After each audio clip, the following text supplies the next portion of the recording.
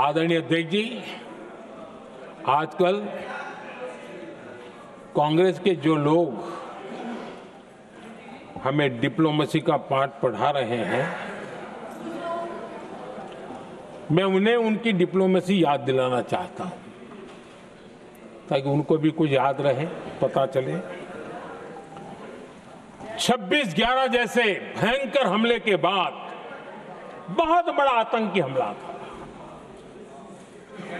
कांग्रेस का पाकिस्तान से प्रेम नहीं रुका। इतनी बड़ी घटना 26/11 की हुई थी। विदेशी दबाव में हमले के कुछ हफ्तों के भीतर ही कांग्रेस सरकार ने पाकिस्तान से बातचीत शुरू कर दी। आदरणीय अध्यक्ष जी, कांग्रेस सरकार ने 26/11 की इतनी बड़ी घटना के बाद भी एक भी डिप्लोमेट को भारत से बाहर निकालने की हिम्मत नहीं की। छोड़ो, इधर एक वीजा तक कैंसिल नहीं किया, एक वीजा तक कैंसिल नहीं कर पाए थे। देश पर पाकिस्तानी स्पॉन्सर बड़े बड़े हमले होते गए, लेकिन यूपीए सरकार ने पाकिस्तान को मोस्ट फेवर्ड नेशन का दर्जा देकर रखा था। वो कभी वापस नहीं लिया था। एक तरफ देश मुंबई के हमले का ये न्याय मांग रहा था, दूसरी तरफ कांग्रेस पाकिस्तान के साथ व्यापार करने में लगी थी।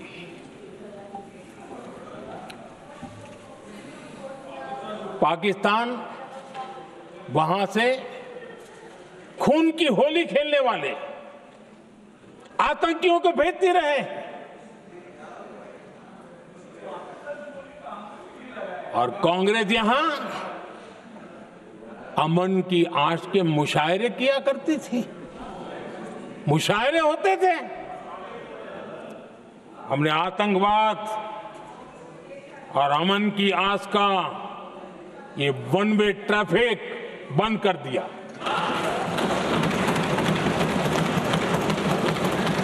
हमने पाकिस्तान का MFN का दर्जा रद्द किया, वीजा बंद किया।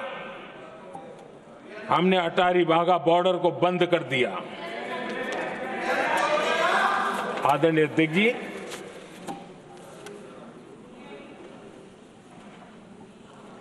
भारत के हितों को गिरवी रख देना ये कांग्रेस की पार्टी की पुरानी आदत है।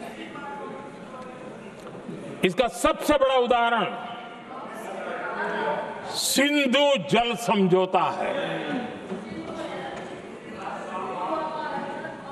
सिंधु जल समझौता किसने किया? नेहरू जी ने किया। और मामला किससे जुड़ा था? भारत से निकलने वाली नदियां, हमारे यहां से निकली हुई नदियां, उसका वो पानी था। और वो नदियां हजारों साल से भारत की सांस्कृतिक विरासत रही है, भारत की चैतन्य शक्ति रही है। भारत को सुजलाम सुफलाम बनाने में उन नदियों का बहुत बड़ा योगदान रहा है। सिंधु नदी जो सदियों से भारत की पहचान हुआ करती थी, उसी से भारत जाना जाता था। लेकिन नेहरू जी और कांग्रेस ने सिंधु और झेलम जैसी नदियों पर विवाद के लिए पंचायत किसको दी? वर्ल्ड बैंक को दी। वर्ल्ड बैंक फैसला करे क्या कर रहा है। नदी हमारी, पानी हमारा।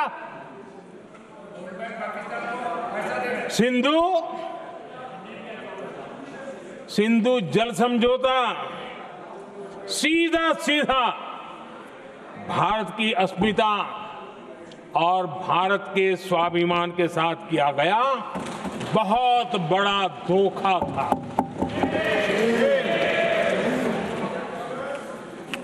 आदरणीय अध्यक्ष जी, आज के देश के युवा ये बात सुनते होंगे तो उनको भी आश्चर्य होगा कि ऐसे लोग थे हमारे देश का काम करते थे। नेहरू जी ने इस ट्रीटी करी और क्या किया, ये जो पानी था, जो नदियां थी, जो भारत से निकल रही थी, उन्होंने 80% पानी पाकिस्तान को देने के लिए वो राजी हो गए। और इतना बड़ा हिंदुस्तान, उसको सिर्फ 20% पानी। कोई मुझे समझाए भाई ये कौन सी बुद्धिमानी थी, कौन सा देश हित था, कौन सी डिप्लोमेसी थी, क्या हालत करके बना के रखा था आप लोगों ने। इतनी बड़ी आबादी वाला हमारा देश, हमारे यहां से निकलती हुई ये नदियां, और सिर्फ 20% पानी, और 80% पानी उन्होंने उसको दिया जो देश खुलेआम भारत को अपना दुश्मन करार कर देता रहा है, दुश्मन कहता रहा। और ये पानी पर किसका हक था? हमारे देश के किसानों का, हमारे देश के नागरिकों का, हमारा पंजाब, हमारा जम्मू कश्मीर, देश के एक बहुत बड़े हिस्से को इन्होंने पानी के संकट में धकेल दिया इस एक कारण से। और राज्यों के भीतर भी पानी को लेकर के आपस में संघर्ष पैदा हुई है, प्रतिस्पर्धा पैदा हुई, और उनका जिस पर हक था उस पर पाकिस्तान मौज करता रहा। और ये दुनिया में अपनी डिप्लोमेसी के पाठ पढ़ाते रहते हैं। आदरणीय अध्यक्ष जी, अगर ये ट्रीटी न होती तो पश्चिमी नदियों पर कई बड़ी परियोजनाएं बनती। पंजाब, हरियाणा, राजस्थान और दिल्ली, वहां के किसानों को भरपूर पानी मिलता, पीने के पानी की कोई समस्या नहीं रहती। औद्योगिक प्रगति के लिए भारत बिजली बना पाता। इतना ही नहीं, नेहरू जी ने इसके उपरांत करोड़ों रुपए भी दिए ताकि पाकिस्तान नहर बना सके।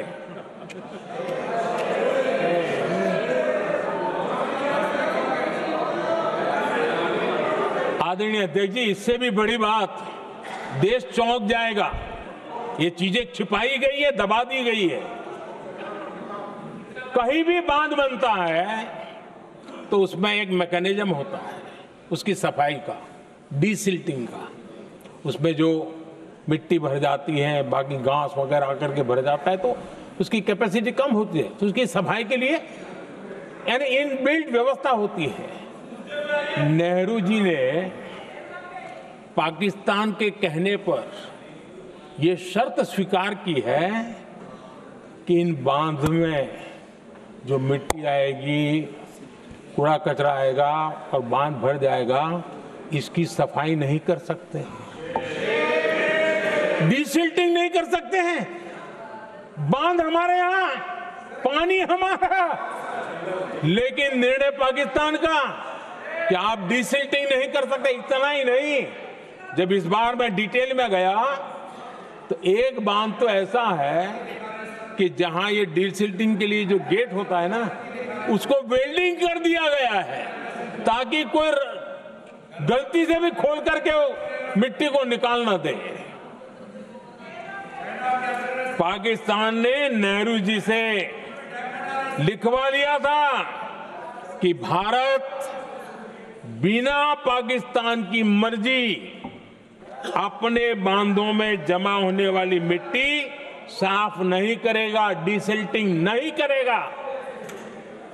ये समझौता देश के खिलाफ था और बाद में नेहरू जी को भी ये गलती माननी पड़ी। इस समझौते में निरंजन दास गुलाटी करके एक सज्जन उसमें जुड़े हुए थे।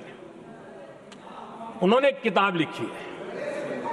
उस किताब में उन्होंने लिखा है कि फरवरी 1961 में नेहरू ने उनसे कहा था, गुलाटी, मुझे उम्मीद थी कि यह समझौता अन्य समस्याओं के समाधान का रास्ता खोलेगा, लेकिन हम वहीं हैं जहां पहले थे।